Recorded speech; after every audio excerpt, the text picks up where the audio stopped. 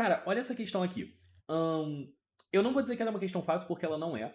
Porque é muito fácil você se embananar nas contas, no processo das contas. Mas eu vou tentar fazer de um jeito que a gente não se embanane, tá? Que é o seguinte, ele fala que tem uma equação polinomial do quinto grau. Repara que todos os coeficientes dela são reais. Inclusive são reais positivos, isso vai ser útil daqui a pouco. Mas, de cara, a gente já consegue eliminar três opções. Por quê? Se os coeficientes são reais, as raízes imaginárias especificamente, elas têm que vir em pares conjugados. Tipo, se tiver z, tem que ter z barra. Se tiver w, tem que ter w barra, necessariamente. Só vai vir sozinho quando for real, que aí não tem que ter conjugado, não tem conjugado de número real, tá? Quer dizer, tecnicamente o conjugado é ele próprio, aí não tem graça. Então, se é do quinto grau, pelo menos uma raiz tem que ser real. As outras quatro poderiam ser imaginárias, dois parezinhos aqui. Mas eu também posso ter três raízes reais e duas imaginárias. Em teoria, eu poderia ter cinco raízes reais, só que nesse caso não pode, porque uma raiz imaginária ele já garantiu. Se ele garantiu uma raiz imaginária, a outra já vem por automático, necessariamente. Então a gente tem duas raízes imaginárias, as outras três estão em aberto. Eu posso ter três reais ou uma real e duas imaginárias. Então, de cara, a gente elimina o 4, o 2 e o 0. Não tem como. Simplesmente não tem como. A dúvida agora, então, é se eu tenho uma raiz real só ou se eu tenho três. Legal? Aí vem a segunda percepção.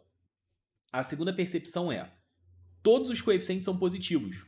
Se todos os coeficientes são positivos, qualquer raiz real que eu tenha tem que ser negativas. Tem que ser negativar, né? Porque qualquer raiz real que eu tenha tem que ser negativa. Não pode ser positiva necessariamente. Legal? Será que eu consigo alguma raiz na marra? É só uma pergunta. Será que eu consigo alguma raiz na marra? Eu vou testar. Eu não sei. E eu não sei mesmo. Saber que ela é negativa ajuda muito. Por quê? Porque eu não vou testar ninguém positivo. Já diminui pela metade as possibilidades que a gente teria. Então a gente vai testar com Brio Ruffini. Repara que se eu testar o menos 1 aqui, ó, vai ficar menos 1 mais 1, menos 7 mais 26, menos 26 mais 20. Pô, o 26 com 26 vai, o 1 com 1 vai, mas 20 com menos 7 não dá, né? Então menos 1 já não é a raiz. Por isso que a gente está indo para o Brio Ruffini. Eu tinha testado isso enquanto eu estava lendo a questão, na verdade. O menos 2 é meu próximo candidato. Pensa que eu estou usando aqui o teorema das raízes racionais. Divisores do independente sobre divisores do dominante, que é 1.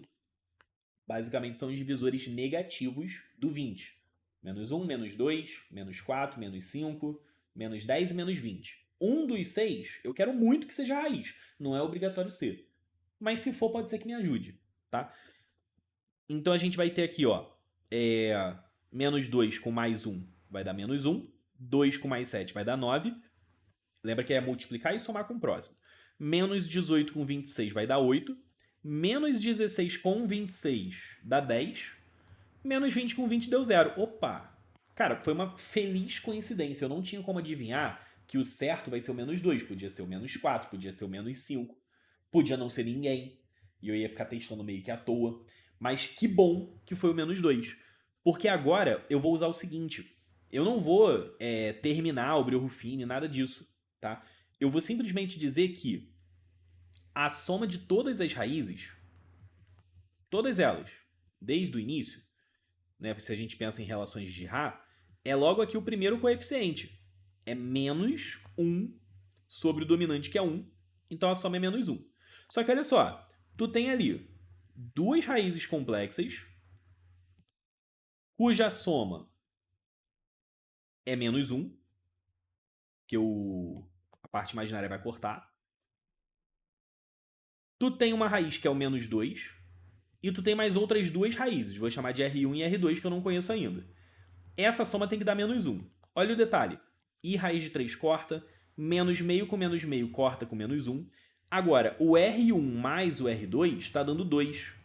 Não tem como elas serem reais. Porque vamos lá, qual a ideia? Eu posso até não saber o valor, de fato eu não sei. Mas o R1 e o R2, ou ambos são imaginários, conjugados, ou ambos são reais. Ou é um ou é outro, não tem outra possibilidade.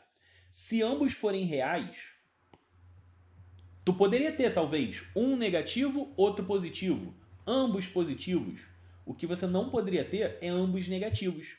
Só que nessa questão, o primeiro comentário que eu fiz, na verdade foi o segundo, para ser sincero,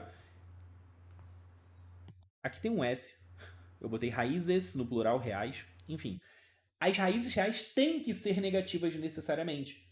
Então, se obrigatoriamente eu teria alguma raiz real positiva, tu tá demonstrando que não tem como ter mais raízes reais.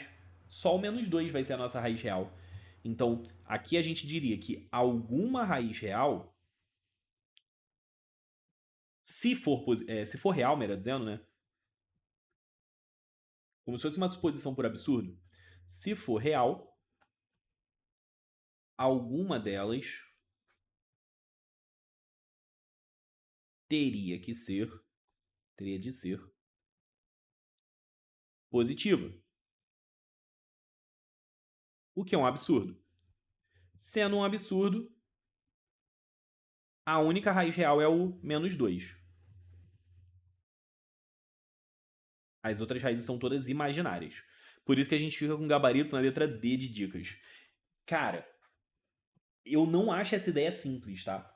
Ela faz a questão ser bem mais acessível, no sentido de você não tem que fazer uma conta mirabolante e tal. Mas na boa mesmo, eu não acho que é uma primeira ideia razoável de você ter. A minha primeira ideia nessa questão é porque eu percebi que não ia dar certo, tá? Mas a minha primeira ideia nessa questão era: monta um polinômio que tem essas duas raízes, faz a divisão mesmo na marra, tem que dar exata, porque, por hipótese, são raízes do polinômio original, então teria que dar uma divisão exata, e tira o -2 também. Você ficaria, tirando três raízes, você ficaria com o polinômio de grau 2. Polinômio de grau 2, tu faz o delta. Nesse caso, você perceberia que o delta é negativo.